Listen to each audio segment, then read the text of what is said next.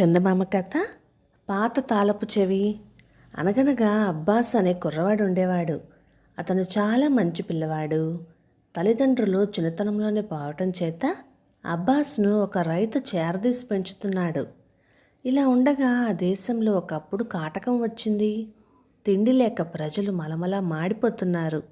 ప్రాణాలు నిలబెట్టుకోవటం ఎలాగా అని రైతు బెంగతో ఉన్నాడు. అటువంటప్పుడు ఎంత అభిమానం ఉంటే మాత్రం అబ్బాస్కు అతనేమి సాయపడగలడు? నాయనా, కలిగినన్నాళ్ళు మాతో పాటు మంచో చెడో కాలక్షేపం చేశావు. ఇప్పుడు కాలమంతా తలకిందులైపోయింది. చూడు నాయనా, మేమా ముసలివాళ్ళం అయిపోయాం, ఎక్కడికి రాలేము. నువ్వు మాతో పాటే ఉండి ఇక్కడ మగ్గిపోవటం ఎందుకు? కుర్రవాడివి, ఈ కాటకం లేని మరొక దేశానికి చేరుకొని అక్కడ బాగుపడడం మంచిది కదా. నా మాట విని నువ్వు వెళ్ళు నాయనా, నీకు మేలు జరుగుతుంది అని చెప్పి దీవించాడు. ఆ ప్రకారం అబ్బాస్ బయలుదేరి సాగిపోయేసరికి పాడుబడిపోయి అక్కడక్కడ మొక్కలు చెక్కలుగా మిగిలిపోయిన ఒక పురాతన కోట కనపడింది. అలసి ఉన్న అబ్బాస్కు ఆ పాత కోటలోనే పడుకునేసరికి నిద్ర పట్టేసింది. నిద్దట్లో అతని భుజానికి ఏదో బరువుగా తగిలేటప్పటికీ కళ్ళు విప్పి చూశాడు. ఒక చేయి ఆకారము, అందులో ఒక వెలుగుతూ ఉన్న దీపము అతనికి కనిపించాయి. కనపడటమే కాదు, ఆ చెయ్యి కదిలింది. ఈ చిత్రం చూసి ఆశ్చర్యపడి అబ్బాస్ ఆ వెలుగు వెంటనే వెళ్ళగా ఒక గొప్ప భవనం కనిపించింది. అతను అందులో ప్రవేశించాడు. భవనంలో లెక్కనేనన్ని గదులున్నాయి. ఒక విశాలమైన గదిలో 1000 రకాల పిండి వంటలతో సహా భోజనం సిద్ధంగా ఉంది. అబ్బాస్ కడుపు నిండా భోజనం చేసి మళ్ళీ వెలుగును వెంబడించాడు. అందచందాలతో అమరి ఉన్న మరొక గదిలో రకరకాల దుస్తులున్నాయి. అబ్బాస్ తన పాత గుడ్డలు విప్పేసి మంచి సిల్క్ దుస్తులు చూసుకొని ముస్తాబు చేసుకున్నాడు. అక్కడనే దగ్గరలో ఉన్న హంసతులిక తల్పం మీద హాయిగా పడుకొని నిద్రపోయాడు. మరునాడు ఉదయాన ఆ చెయ్యి మళ్ళీ కనపడి, అబ్బాస్, నువ్వు ఓర్మి కలవాడివి, మంచి ధైర్యశాలివి. ఎంతోమంది ఇక్కడికి వచ్చారు వెళ్ళారు, కానీ అందులో ఒక్కడు కూడా నీలాగా వెలుగు వెంబడి రాలేకపోయారు. ఎన్ని కష్టాలు వచ్చినప్పటికీ సహించి ఈ భవనంలో 3 రాత్రులు గడిపావంటే ఒకానొక రాజకుమారిని బంధ విముక్తునికి చేయగలుగుతావు అని చెప్పింది. అందువల్ల నీకెంతో మేలు కలుగుతుందని కూడా అనింది. రాజకుమారిని విడిపించడం కోసమని అబ్బాస్ ప్రాణాలైనా అర్పించడానికి సిద్ధంగా ఉన్నానన్నాడు.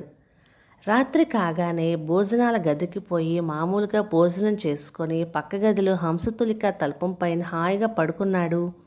అర్ధరాత్రి సమయాన ఒక పెద్ద పటాలం వచ్చి చొరబడి వాళ్ళ చేతుల్లో ఉన్న గదలతో సున్నంకి ఎముకలు మిగలకుండా అబ్బాస్ని చితక్కొట్టేశారు.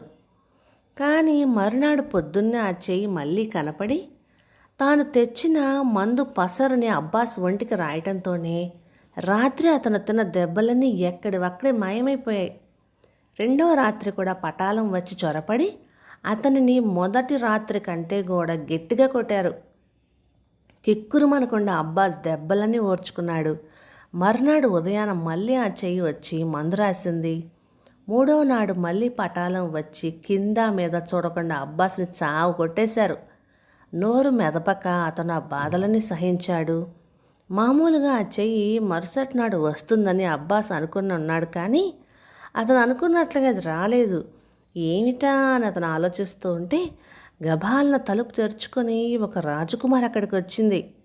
ఆమె తనతో తెచ్చిన మంత్రజలం అతని పైన చిలకరించేసరికి తక్షణమే శరీరం మీద దెబ్బలన్నీ పోయి అబ్బాస్ మామూలు మనిషి అయ్యాడు.